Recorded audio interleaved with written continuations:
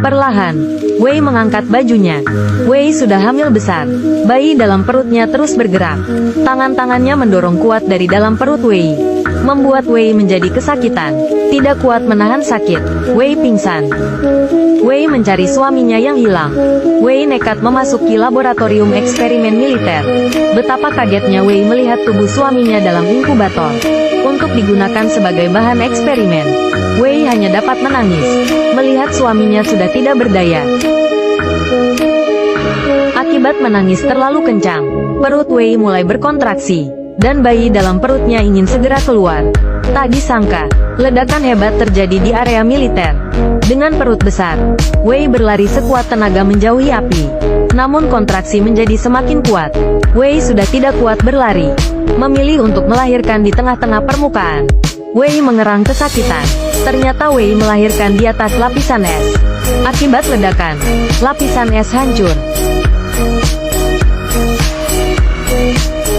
Wei tenggelam ke dalam air es.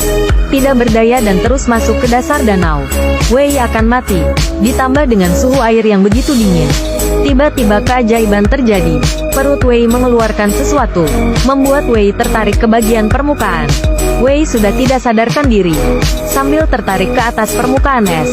Setelah sekian lama, Wei sadarkan diri. Wei terkaget sudah ada di atas permukaan.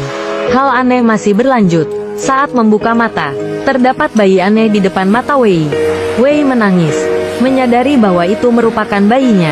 Bayi ini sangat janggal, berbentuk aneh dengan selaput hitam, sedang memakan tali pusarnya sendiri. Kelakuannya sangat berbeda dengan bayi normal. Bayi ini adalah monster. Sambil menangis, Wei berpikir bahwa bayi ini akan merugikannya.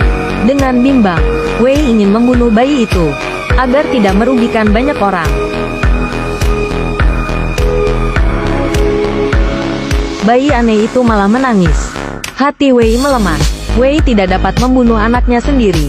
Wei berdiam, dan melihat seorang pria berjalan ke arahnya. Ternyata itu Randy, seseorang yang juga memiliki kemampuan seperti monster. Randy tidak mau bayi itu dibunuh. Akhirnya bersepakat untuk mengadopsinya. Randy mengurus bayi itu seperti anaknya sendiri. Wei sambil memperhatikan kelakuan bayi monster ini. Pelan-pelan Wei mulai berubah. Wei mulai menyayangi anak itu, dan melihatnya sebagai manusia yang dititipkan Tuhan untuknya.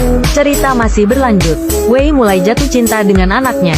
Wei mendatangi Randy untuk dipertemukan lagi dengan anaknya. Randy memperkenalkan Wei ke anak itu. Anak itu tumbuh dengan baik, dan kembali ke pelukan Wei. Sekarang Wei hidup bersama anak itu. Mereka menjalani hidup yang baik, tumbuh dengan baik seperti anak.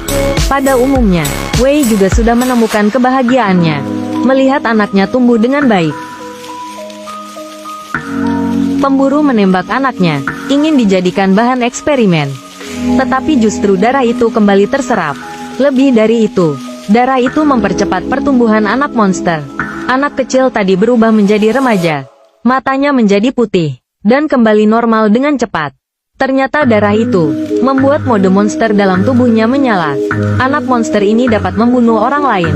Wei menyesali keputusannya. Bagaimanapun juga, anak ini akan tetap menjadi monster. Wei berpikir untuk kembali membunuh anaknya.